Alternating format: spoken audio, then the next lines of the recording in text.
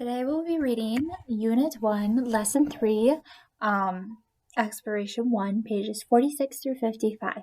The lesson is titled Evidence of Common Ancestry.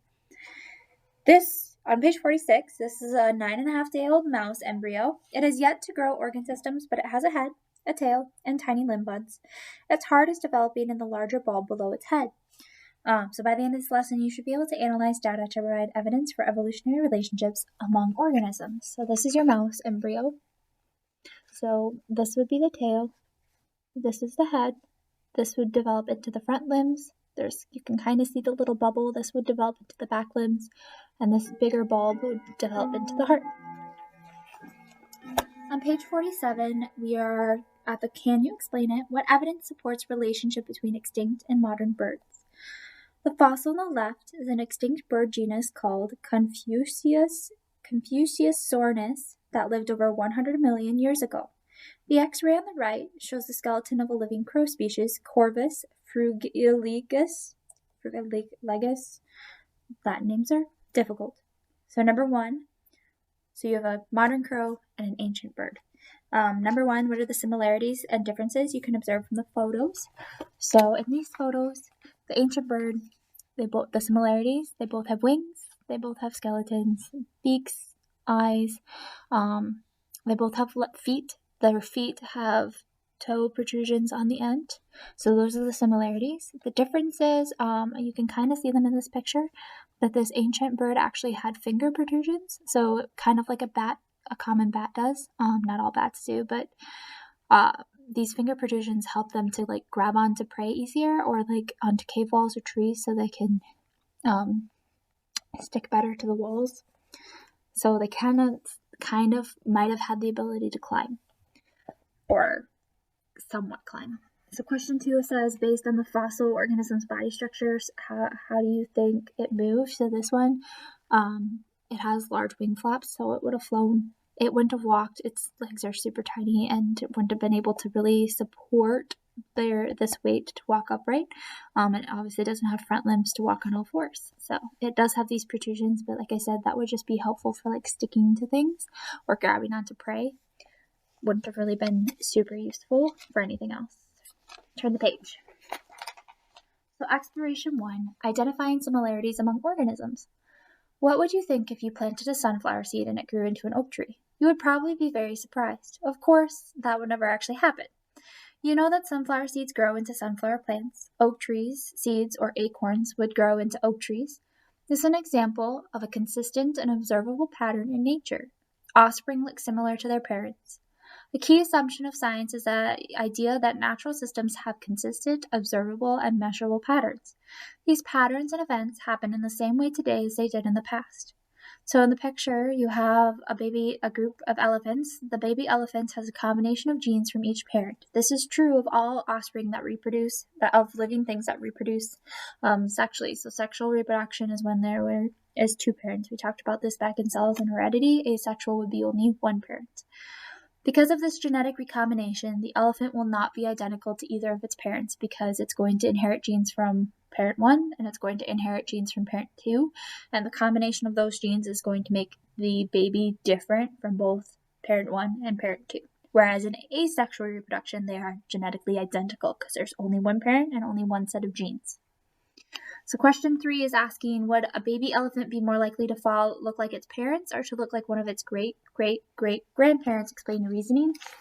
So this is a picture of the baby elephants. So it's more likely, or the baby elephant and the rest of the family. So the baby is most likely to look like its parents than its great-great-great-grandparents, because the great-great-great-grandparent is 5 generations between the great-great-great-grandparent and the baby. And so since there's a further distance between the relation, it means that the genetics, the genetic code is older, so they're less likely to have the same genes. The more recent the gene is, the more likely they are to have it. So the closer the generation is, the more likely you are to have that genetic combination. So living organisms reproduce and pass on traits. Organisms reproduce today just as they did in the past. In fact, organisms must reproduce or else life would no longer exist. We know that the offspring of sunflowers look similar to sunflowers, not oak trees. And the offspring of elephants look similar to elephants, not zebras. Offspring look similar to their parents because heritable traits are passed down from generation to generation. These heritable traits are encoded in genetic material called DNA, or deoxyribonucleic acid is what that stands for. Genetic material is passed from generation to generation through the same processes today as it was in the past. So evolution is the process of biological change by which populations become different from their ancestors over many generations. Differences develop in populations due to changes in genetic material of the individuals and the genetic makeup of populations. These changes build up over time, so the more recently two species share a common ancestor, the more closely related those species are to each other. So a common ancestor is an ancient species from which two or more species evolved. So eventually, somewhere along the genetic chain, humans shared a common ancestor with like an ape. Obviously, we are different from apes now because that ancestor was however millions of years ago that we shared that ancestor. So like we humans that walk upright, we don't have as much hair. You have the ability to critically think and speak. So whereas apes don't. So we do have a common ancestor, but since it's so far back in the evolutionary chain that we're not exactly identical to apes. But we have more things in common with like an ape than we do with like a whale, which is also a mammal. So I'm looking on page 49, evolution of populations over time. Whale and fish have similar body shapes. However, they are not closely related. Whales share a more recent common ancestor with land animals because they're mammals than that of fish. In fact, the whale's closest living relatives are hippos. Whales are very different from fish. They have lungs. They nourish their young, developing young inside the body. So instead of laying eggs, the baby is housed inside the mom until it's ready to be born. And they produce milk. These characteristics are different from those of fish, but they are shared with mammals such as hippos. Scientists learn about evolutionary relationships in many ways. They use a variety of evidence, including fossil evidence. They also analyze body structures and genetic evidence. All of these types of evidence support the hypothesis that modern whales evolved from hoofed mammals called Anthracotheres that lived on land. So the most recent common ancestor of the whale and the hippopotamuses. So this is an Anthracotheres, which lived around 50 to 60 million years ago. Over many millions of years, Anthracotherium, which is the plural for Anthracotheres, populations evolved and developed into two main groups of organisms. So this is the ancestor, kind of looks a little bit like a pig, kind of has a pig's snout. And this ancestor would have gotten separated in some way, and half of that population would eventually have evolved into common whales, and half of that, not necessarily half, but part of that population would have developed into what we have as our common hippos today. So whales, one group that is descended from this Anthracotheres lived entirely in water because it would have gotten separated. A population would have gotten separated and would have ended up just living in water. And that would have developed into our whales and our dolphins, which are both mammals. And then the other part of the population would have been stuck on partial land, and then partial water. So they would have been able to go into lakes and rivers, but they're able to also survive on land. So today there are two species of hippos, and they are the only remaining members of that group of land animals. So those two species of hippos are the only mammal organism that would have related back to land mammal organism that would have related back to this one. Turn the page. So on page 50, this chart is just showing you that evolutionary tree branch. I kind of talked about how I have an example of this in my classroom, except for it shows all of the possible evolutionary relationships, or as many as it could possibly fit on a poster. But it's showing you that Anthracotheres at the top here, and it shows how one part of the population would have branched off and formed our common hippos, and then another part of it would have branched off and formed other animals that eventually, over time, those ancestors, so here's the Dorudon that we've been talking about, eventually those ancestors would have developed into our dolphins and our common whales. So this one would have been separated, formed hippos, and then also been separated and eventually lost the ability to walk and breathe on land and would have developed fins so it could swim in water. I mean, these ones still have lungs because they have to come up for air, but they would have lost the ability to walk on land. And their tail would have turned into more of a flipper-like tail. So question 4, genetic information in the form of DNA or fossils gets passed from generation to generation. The answer would be DNA. Fossils don't get passed down from generation to generation. Because of this, offspring will look similar to or very unlike their parents. They should look similar to their parents because that's directly where they're getting their genetics from. They're not going to be identical, but they'll be similar. Over time, genetic changes add up. Populations come to look more and more similar to or different from their ancestors. It should be different from, because as the generations are more spread out, the more different you're going to look from your ancestors. For whales, this explains why the Pakicetus or the Rhodhocetus looks more different from modern whales. Well, the Rhodhocetus is right here, and the Pakicetus is right here. So since whales are way down here, the Pakicetus is a farther ancestor, so these two are going to be more different than these two. And then the last question, or the last part of it says it looks more different because it is a very ancient or recent relative of the whale, and it would be ancient.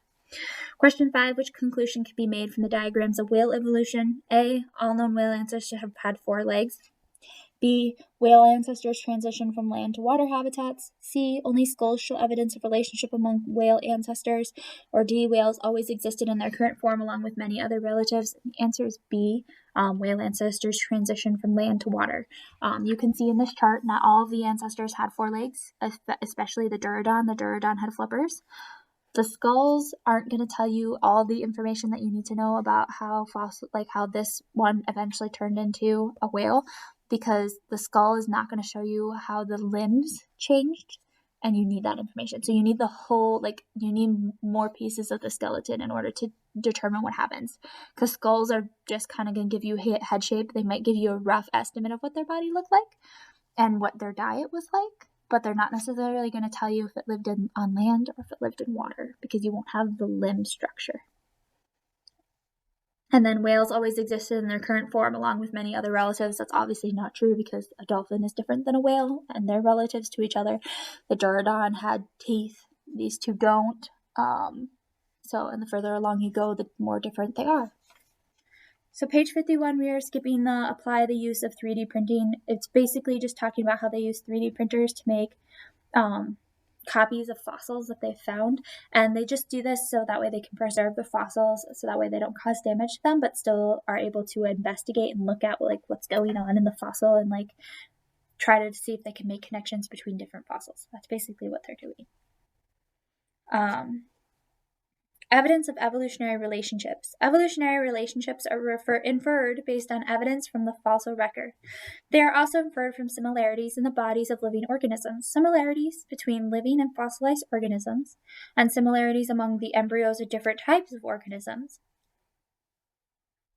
Recently, evolutionary relationships have also been studied at the genetic and molecular level. Scientists infer that the more similar species are at any level, the more closely they are related to each other. So basically, the more genetics you share with another organism, the more likely you are to be related. The less genetics you share, the less likely you are able to be related. So it's kind of like if you would take our whole class, if you have more physical features and your DNA is more similar to somebody in the class, there's a higher chance that you're related to that person.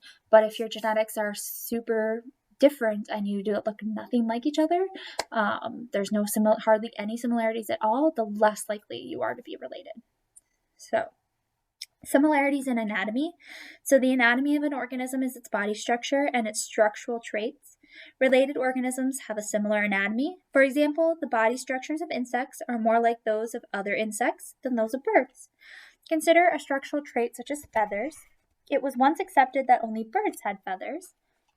Soft, fluffy feathers provide insulation. Longer, sleeker feathers enable flight. But recently, fossil discoveries revealed short structures in certain dinosaur fossils that look similar to certain modern bird feathers. So scientists identified those structures as feathers. The feathers provided evidence that dinosaurs and birds are more closely related to each other than once thought. So basically,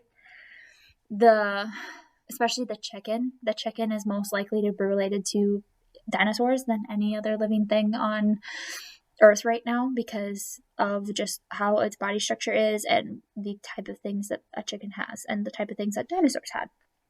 So, turn the page.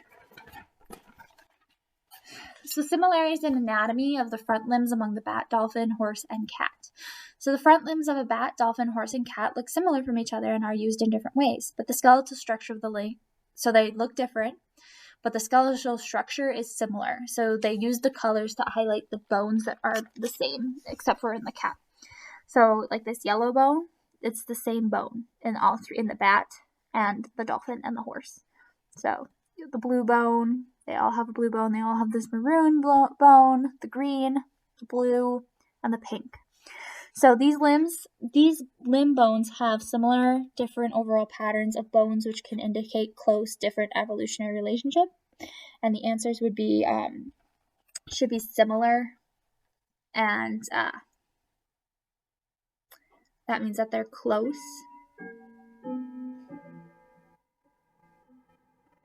So then when it asks you, for example, the finger bones shown in the light blue and the pink are different in each animal. So the form of the bones can help you identify the function of the limb. So form relates to function. We've been talking about that. So, and then this cat, this goes with question 7 up here. So this cat, this would be the yellow bone. This would be your maroon bone. This would be your dark blue bone. Here is the greens. Look, itty bitty right there. There's the greens. These would be the light blues, and these toe bones would be the pinks. So many four-legged organisms have similar leg structure that carry out similar function. Similarities in anatomy can indicate evolutionary relationships, but they are not always the result of a close relationship. Some body structures evolved at different times. Some structures with similar functions also evolved in very different species. So think about the fins of a whale and the fish. The whale and fish aren't closely related at all, but the fins of both animals help them to move in the water. So they both developed along very different evolutionary paths. The fish would have evolved from a different ancestor than the whale would have, or like their common ancestor would be way far back in the evolutionary tree. But because both whales and fish live in the water, they both eventually developed fins to be able to swim in the water. So too would be similar with like birds and bats and insects. They all have wings, but like birds and insects aren't closely related at all. Their common ancestor would have been super far back in history, but eventually both species developed wings because they developed the ability to fly. So the presence and functions of wings did not necessarily indicate that they had a close evolutionary relationship. So looking on page 53,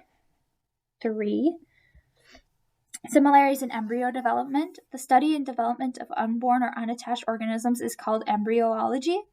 Embryos undergo many changes as they grow and develop. Scientists compare the embryo development of different species to look for similar patterns and structures. So based on research and observation, scientists infer that many such similarities come from an ancestor that the species have in common. So for example, at some time during the development, all animals with backbones have a tail. This observation suggests that all animals with a backbone have a common ancestor. So that includes humans because we have a backbone. So as an embryo, a human embryo actually has a tail very early in development, but that tail, as the baby develops further along, I'm talking about like month 2 or 1 or 2 of pregnancy, mostly month 2 into 3, the embryo has a tail, but as the baby develops into like months 4, 5, 6, and so on, before it's born, that tail goes away because we don't need it. Gill slits are another example of a structure that is present in the early embryos of several animal species. For example, chicken embryos and human embryos both have a stage in which they have like these slits on the side of their neck in the embryo where gills would normally form.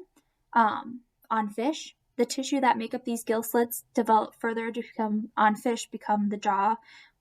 So for us, they become the jaw, ears, and the neck. Based on this and other evidence, scientists infer that chickens and humans shared a common ancestor with a fish at some point. Studies of embryo development are not limited to living species. Some fossilized embryos have been found. Scientists use observations from these embryos as evidence to explain the universal process of embryo development. So early stages of embryo development. So a wide range of species go through the same stages of embryo development. These similarities indicate that the species share a common ancestor. So at flag 1, this is a fertilized egg. So this is when the two genetics from parent 1 and parent 2 have combined.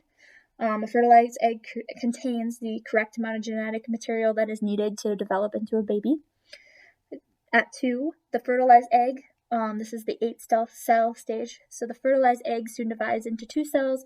When those 2 cells divide into 4 cells, the 4 cells divide into 8 cells, and that pattern of division will keep going until eventually it creates enough cells to create a baby. At stage 3, eventually a hollow ball of cells forms. At this stage, certain genes are activated and others are shut down in the cells depending on where they are at in the hollow ball. And then, so like, they'll start creating like an interior part to the embryo. So then eventually this leads to stage 4. The hollow ball eventually develops cell layers that go on to form internal organs and other structures.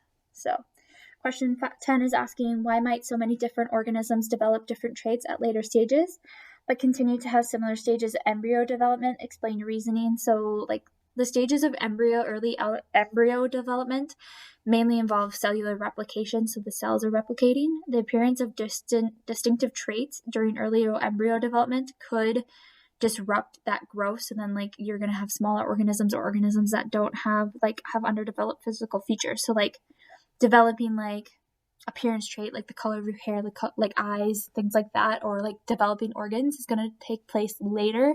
First, the cell has to make enough cells to basically be able to develop into hearts and lungs and etc. is what that is saying. Turn the page. So page 54 is showing the different embryos of 3 different species. So here's a chicken, a cat, and a fish. So at the beginning, they all have gill slits right here on the side of their necks. They all have a tail. They all have a head structure. Once that gets a little bit later into development, so you still see that they kind of have these gill slits a little bit, but you see that they are looking very differently. This one does not have any limbs. This one does. So does this one. This one's got, like, they've got the bulb that would develop into the lungs, into the heart. Then into the even further into the development, so this would be getting close to birth. This one obviously does not have limbs. It has fins.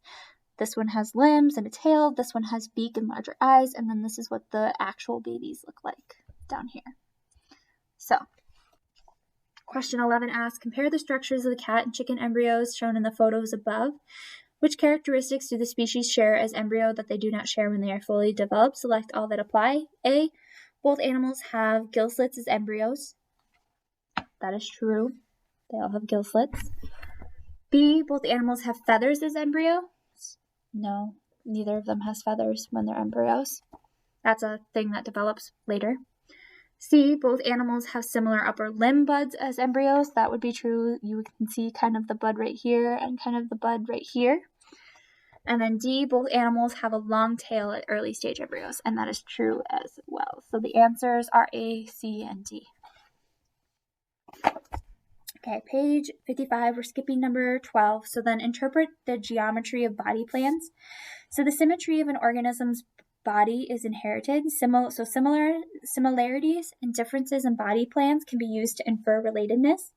Different groups of animals have characteristic body plans. So for example, most animal bodies have bilateral symmetry. That's basically when you can take an organism and to cut it in half, and both halves look the same. So like humans are we have bilateral symmetry. So if you would cut a human, you're not actually going to do it, but if you theoretically cut a human down the half this way, our 2 halves would look relatively similar. Like they wouldn't be quite identical, but they would be very close to being identical. That's bilateral symmetry. For these animals, you could draw an imaginary line down the center of their bodies and both sides would be more or less identical to each other. Other animals have radial symmetry. So it's kind of like, radial symmetry is kind of like when you have a circle, and if you divide that circle, or like a pie, no matter how you cut that pie, where you draw that line, both halves are going to be the same. That's radial symmetry. So you can like make many cuts into it, and you can make cut this way or cut this way. It doesn't matter how you divide that organism into half, it's always going to be the same. Whereas bilateral, you could only make one cut to make the sides the same. So like sponges are an example. So these animals have many lines of symmetry. Sponges are an example of an organism with an asymmetrical body plan, which means that they have no symmetry at all. So it doesn't matter where you would cut the organism at, both halves are not going to be identical or even close to being identical. So, for example, this sponge, I could cut it this way the sides, the halves would not be identical. I could cut it this way, it won't be identical. It doesn't matter how I cut it. That this one has no symmetry. No matter how I cut it, the two halves will not be the same. This one has bilateral symmetry, so I could cut the butterfly in half this way, and the halves would be relatively identical, or almost identical, but I couldn't cut it in any other way to make the halves identical. And then this one has radial symmetry, so it doesn't matter where I cut it, the sides are going to be pretty much the halves, the two halves that I would make would be identical or close to being identical. So question 13, the body plan of the sea slug is shown in the photo has no symmetry, bilateral symmetry, or radial symmetry. Well, the answer would be bilateral. I could cut it in half this way, and the two halves would look close to being identical, if not identical. So 14 asks, organisms that have similar body symmetry are considered to be more closely related to each other than to organisms with different body symmetry. Which organism in the diagram do you think the sea slug is most closely related to? Explain your answer. Well, since the sea slug has bilateral symmetry, it's going to be most closely related to the butterfly, which also has bilateral symmetry because their symmetry is the same. They're not going to be super closely related, but they will be closer than like the sea slug would be to the sea anemone or to the sponge. So the project or the assignment on Classroom today is just working on your evolutionary history project.